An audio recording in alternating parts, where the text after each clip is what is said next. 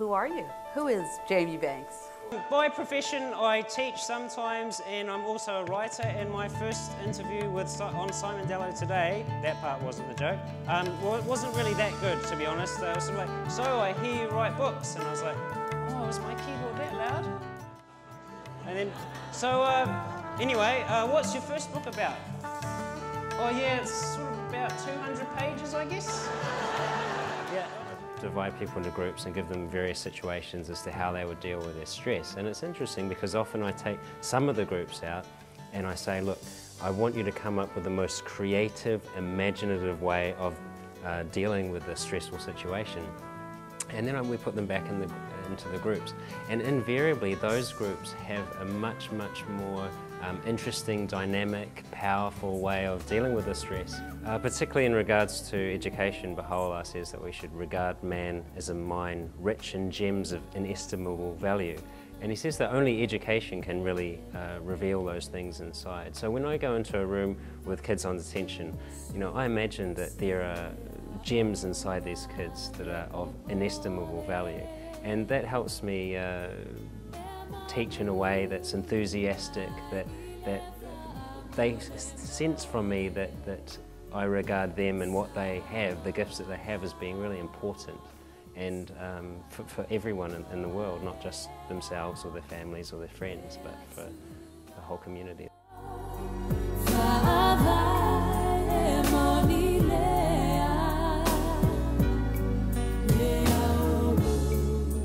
I was very, very anti-religion, I must say, and I thought it was a crutch and stuff like, you know, the usual cliches that you hear.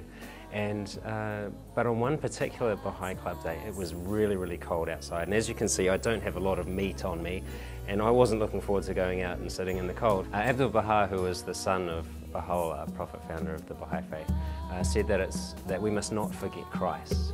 And he recommended that for Baha'is who go to Israel, that they visit the holy places that Jesus went to, and the places that were associated with his life. So when I was in Israel, I stopped in at Jerusalem, of course, and visited some of the places that were important to Christianity. And it was, you know, Israel was a perfect place for me to go to in that sense, because, you know, it was a home of Christianity, but it's also where the world centre of the Baha'i Faith is now. So I could really, you know, I was right in the middle of this place of religious history.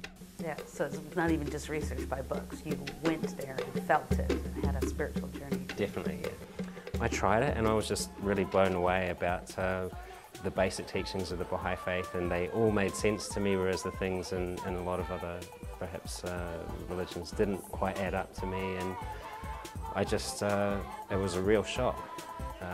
That religion could be beautiful, it could make sense. But I also try and use comedy as a way of conveying a message about something. And also I write poems about being single, okay? And yeah, I've been writing poems about being single for about 3 years. Yeah. And can I just get an idea? Hands up if you're a single guy out there. Just hands up, please. Hands up high. Okay, girls, look around. Look, there's a lot of, okay, see, there's a lot of talent on stage, but there's also a lot of talent out there.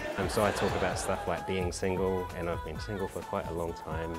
And I like to, you know, use that to encourage other people who are single also, and to view that in a different way, and so that they can laugh at themselves rather than moaning about how they, you know, there aren't enough good men or women in the world and that sort of thing. Would you like to leave your phone number here now? Is that possible?